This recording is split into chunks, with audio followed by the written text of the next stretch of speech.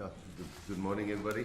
Yeah, again, just the one swap around in the start, and in match 23 for the final. The only difference is Colby's back in for Cebu and Kosi, so that's the only change to the team. Cheslin is fully fit, so he's back into the team. Only swap. Thank you, Coach. Before we take some questions, I do have some paper copies here. The team is also available on the SARugbymag website and on Twitter and social media. So I'll start. Rassie, what does it mean to you to have a guy like Jason Colby back in the team? He missed 2 games, I think, so far in this tournament, but he's done well when he has played. Yes, obviously we were a bit nervous when we lost him for the semi-final, but the nice thing about our squad at this stage is, even Warwick Galant, who only missed out, was unlucky to miss out to a guy like Cebu and Kosi, and what we had in Cebu and what also showed on Saturday is that we have some good squad depth. And even if you think with Apiwe back home, and even Jesse, who also covered for us in that specific position at one stage last year. So we're quite healthy in the back three position. But Cheslin is just world class. He showed it all over whenever he's played for us, no matter if he's slotted in at 15 or he's played wing. And everybody knows he's got that X factor, and against England with the way they defend, it's something we'll definitely need.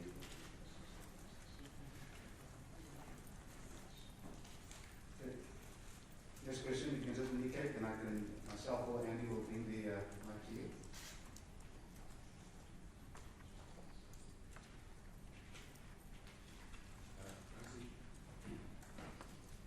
When you were appointed last year, you said immediately that you were confident South Africa would be serious World Cup contenders in your heart of hearts. Did you think it would be this serious?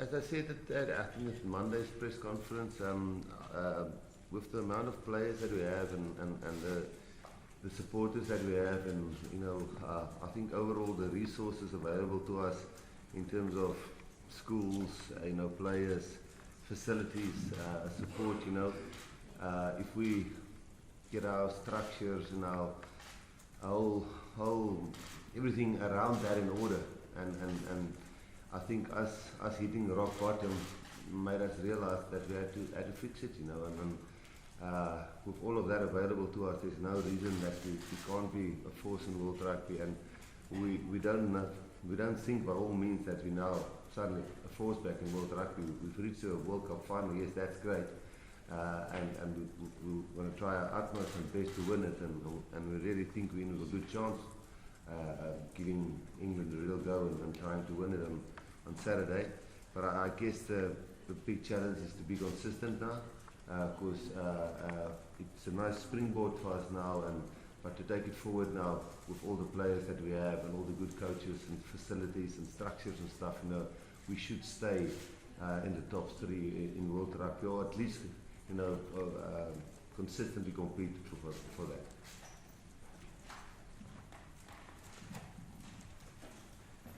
France, rewind the clock 12 years ago.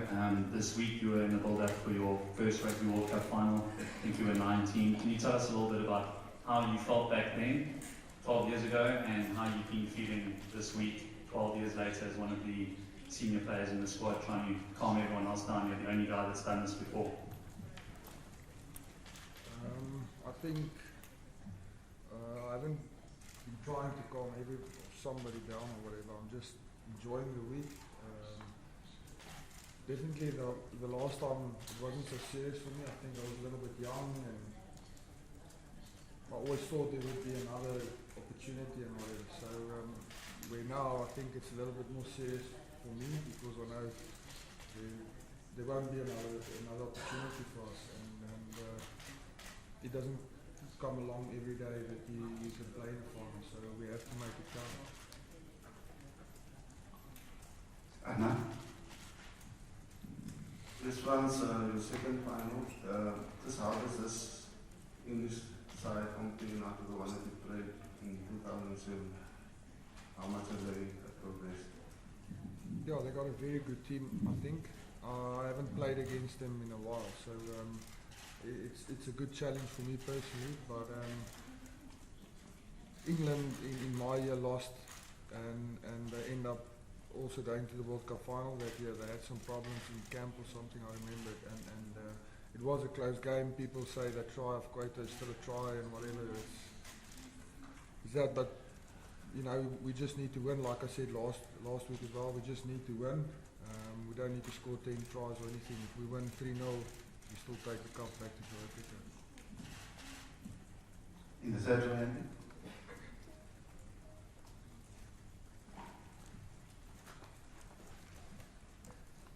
Rassie, just a question about what you were doing in 1995, where were you watching? And I know there's a lot of work to do before this happens, but should South Africa win on Saturday, the wider impact of that on the country back home? Yeah, in '95 I was a student in Bloemfontein, and I was sharing we were staying on the rugby fields there by the university grounds. I was sharing a sort of a house with Aka Drotsky, so he was playing in the World Cup final, and we were all watching the game at the university rugby grounds. You know, that's where I was in 1995. Yes, obviously we all know what impact that had for our country. Should we win it on Saturday? It's already having a big impact for us, being a little bit more successful. I'm not saying we are there yet, but we are being a little bit more successful in terms of the results. I think the one thing, we do have some challenges in our country in different levels and different avenues, but you know, rugby is one of the things that for a few minutes, and sometimes when we win for a few hours and days and months, people seem to forget about their disagreements and stop disagreeing for a while and agree. And I think what we experienced from 2007 and 1995, that they then disagree for a long while, and you can fix a lot of things in that time. So in South Africa we need that, and when we can feel that. So that is definitely for us an extra motivation on Saturday, that we know we are trying to win for us 23, but that is the last thing we're trying to win. We're trying to win for South Africa, and not just because they support us, but because our country needs a lot of things that we want to fix, and we want to help fix that.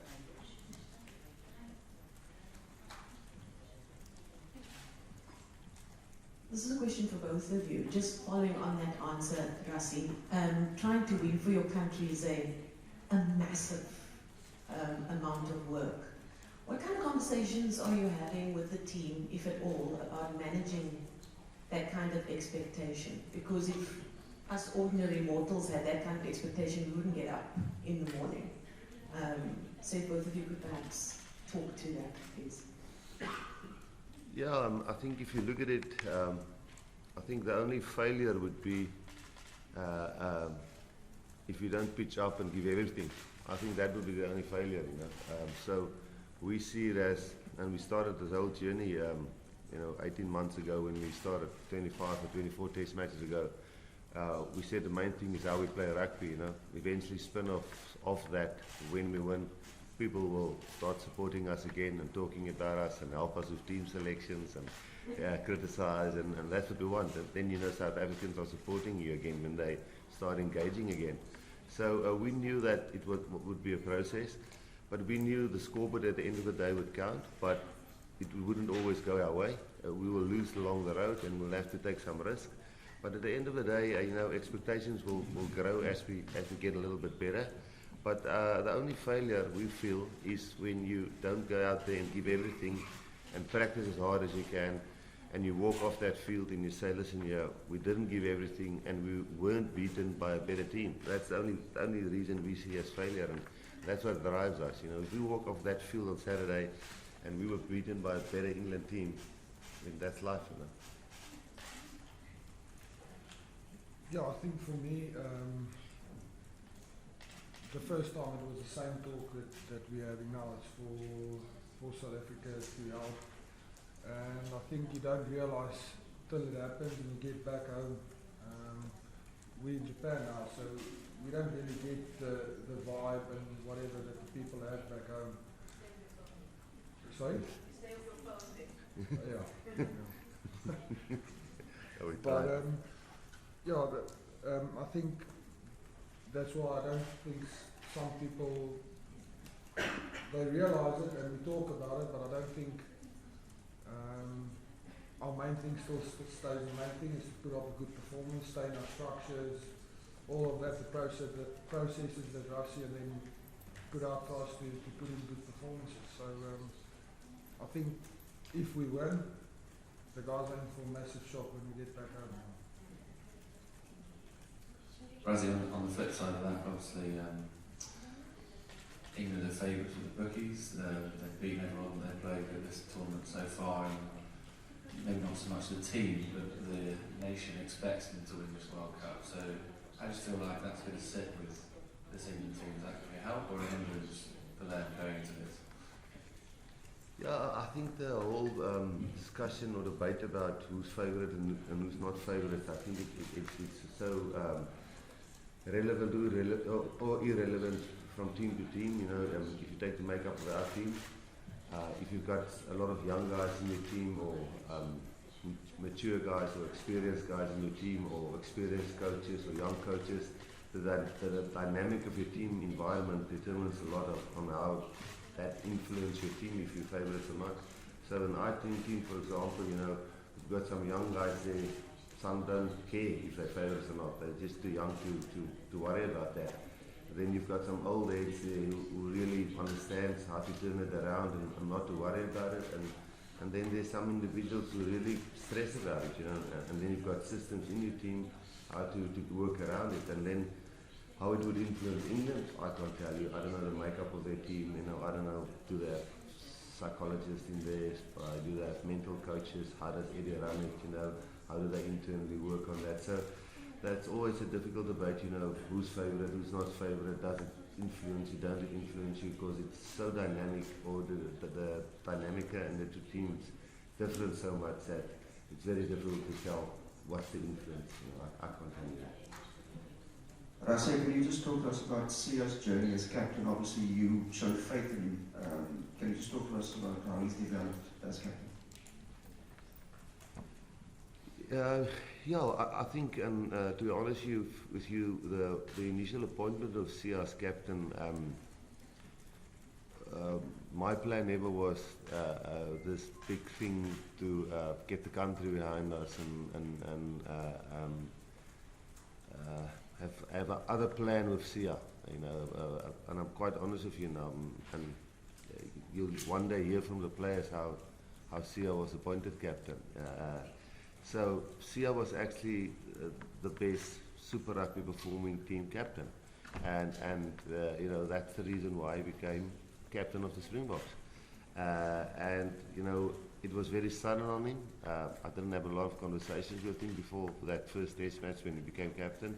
So it wasn't like we chatted 4 or 5 months and we sat down and worked out a strategy and a plan. And it was just before the first England test match. Peter Steff was for the Wales test match, and then Sia was for the English test matches. So it was a sudden thing, and I was a bit caught off, maybe a bit naive in thinking that this would be such a massive thing for him being captain. Myself, I was a bit naive, because the whole emotional things that went around that in South Africa about having a first black captain, you know, for the Springboks, was certainly, I think it caught Sia off guard, it caught me off guard, and I thought his game suffered a little bit the first few games. And then he got better, because he's always been a great captain, we all know that. And he's always been a great player, but his game suffered a little bit in the beginning. And then when that got better, he got an injury, and now when he got back from the injury, he's you know, they had to be captain again, and we had to slowly get him back into the mix again for the World Cup. But I think the timing is great now. The last 2 games, he had great games again, you know. We also managed his game time really well, I think. So I think he's firing fit to have a good final. It's his 50th test match, you know. I think it's fitting. It's a wonderful occasion for a guy to be captain, first black captain. Now it's also sunk into me. I understand how big it is. I'm not so naive anymore. and now for him to run out in his 50th test match, I think it's a wonderful story.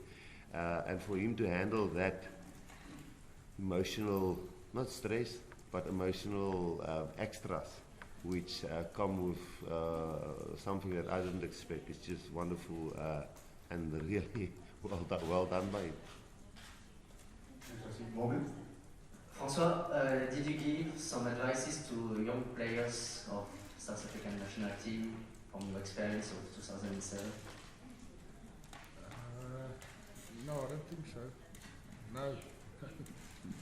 No, I've just been making jokes and being myself, trying not to stress, but no, I don't think. I think everybody's prepared, and like I said, we've got systems for everybody to do well on Saturday. Yeah, just France, yeah. What off? Yeah. Sorry. In 2007, 2009, you were known for this long penalty goals that you from 60 meters. We haven't seen that in this World Cup. Do you think it could happen, yeah, and it could be a deciding moment in this final? I don't know. When I was younger, I didn't worry about it. I don't know if I hope it doesn't happen, because I'm stressing a bit more these days. No, Andre can kick very well. He also kicks a ball a mile, so I'm just there to support. If they need me to come on, I'm there. I'm just trying to do my best. Yeah.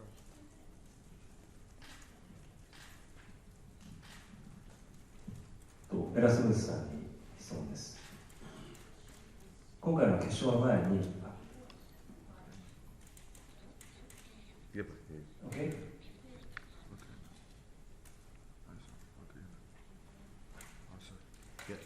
今回の決勝の前に、例えばその95年の決勝の試合のビデオ、もしくはクリント・イーストウッド監督のインビクタスの映画を選手に入れて気持ちをモチベーションを上げるようなことは考えていらっしゃいますでしょうか。I did not see the movie. I know about the movie because I experienced 1995. Who I'm talking to? Sorry. I did not see the movie.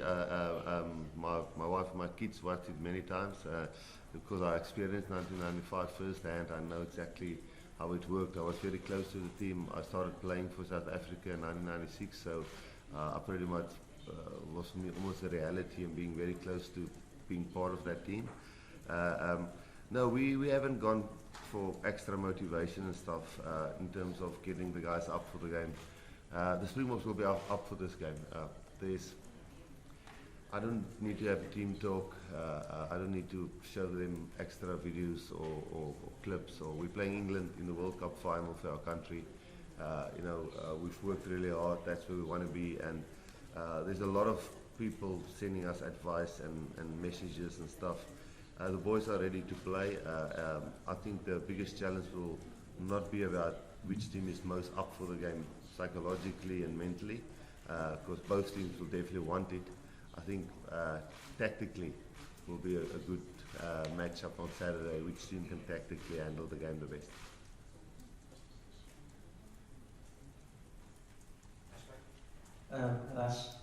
Rassie, I know you don't like talking about yourself, but your journey as a coach as well, immediately after retiring as a player from the Cheetahs, in Stormers, SA Director of Rugby, Munster, and now back at the Springboks.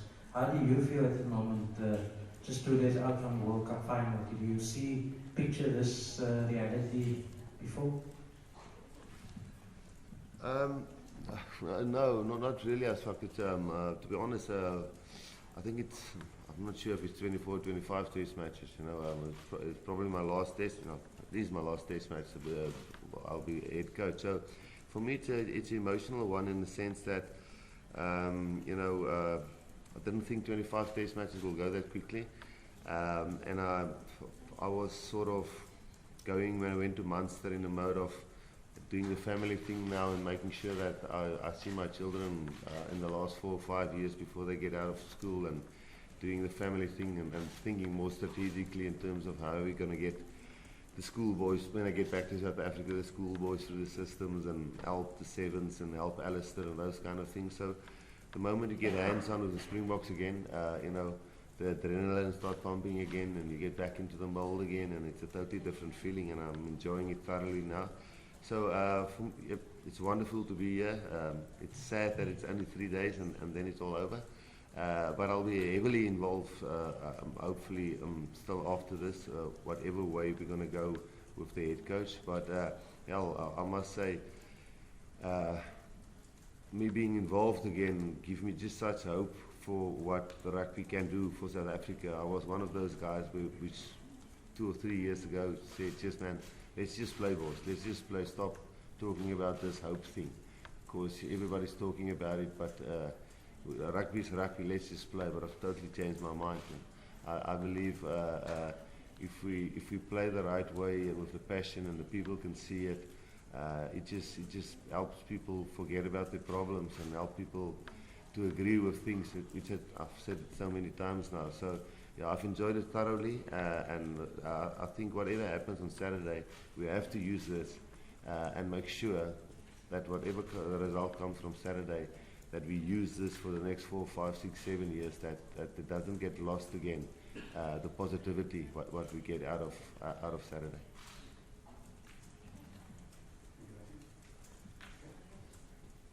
Rassie監督に質問なんですけれども、